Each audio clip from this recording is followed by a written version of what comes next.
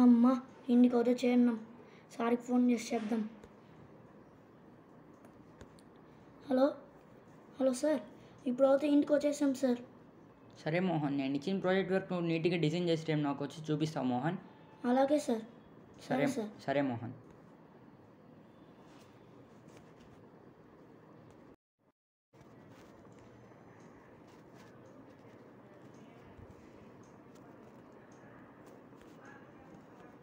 నాన్న నాన్న నేను ఇంటికి వచ్చేసాను నాన్న. నాన్న నాన్న ఇంట్లోనే ఉన్నారా నాన్న? ఆఫీస్కి వెళ్ళలేదా?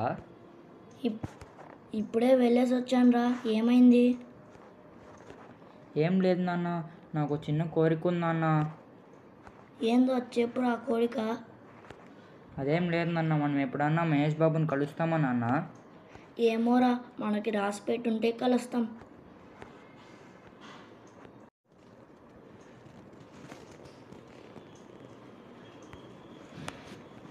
ఏమైంది మోహన్? సార్, నాకు చిన్న హెల్ప్ కావాలి సార్. ఏంటి మోహన్? సార్, మా వాడు మహేష్ బాబుని కలవాలనుకుంటున్నాడు. మీకు సినిమా ఇండస్ట్రీలో చాలామంది తెలుసు కదా సార్, మహేష్ బాబుని కలవనియండి సార్. సరే మోహన్, నాకు తెలిసిన ఫ్రెండ్ ఒకడు ఫిలిం ఇండస్ట్రీలో పనిచేస్తున్నాడు.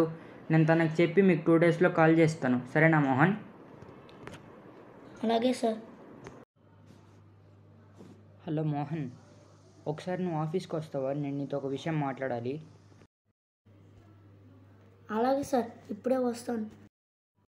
మోహన్, వచ్చాను సార్. ఏమో పిలిచారు, చెప్పండి సార్.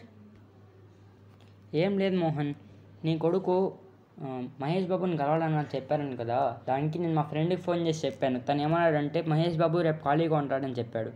సో రేపు మీరు వెళ్ళి నా పేరు చెప్పారనుకో, మీరు తనని కలవచ్చు. సరేనా మోహన్? అలాగే సార్.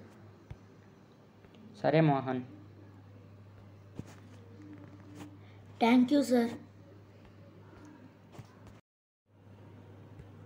వచ్చారా నాన్న? వచ్చాను రా. నాన్న, మీ సార్ వాళ్ళ ఫ్రెండ్ అడిగి చెప్తున్నారు కదా నాన్న మహేష్ బాబుని కలవడానికి, చెప్పారా నాన్న? చెప్పారా, ఆ సార్ పేరు చెప్తే పంపిస్తా అన్నాడు మహేష్ బాబు దగ్గరికి. సరే నాన్న, వెళ్దాం పద నాన్న. అంకుల్కి థ్యాంక్స్ చెప్పాడని చెప్పు నాన్న. సరేరా. నాన్న, అక్కడ చూసావా నాన్న, మహేష్ బాబు ఉన్నాడు. అవునరా, నిజమే, మహేష్ బాబు ఉన్నాడు. నాన్న, ఇక్కడ చూడు నాన్న, తార్ కార్ ఉంది. అంటే మహేష్ బాబు ఇప్పుడు గుంటూరు కారంలో యాక్ట్ చేయడానికి వెళ్తున్నాడా నాన్న? అవునురా, వెళ్తున్నాడు. నాన్న, అయితే మనం ఇక్కడ నుంచి చూసాం కదా నాన్న, ఇంకా వెళ్ళిపోదాం. ఇంకెప్పుడన్నా మహేష్ బాబు ఖాళీగా ఉన్నప్పుడు వద్దామా నాన్న? అలాగేరా, సరే.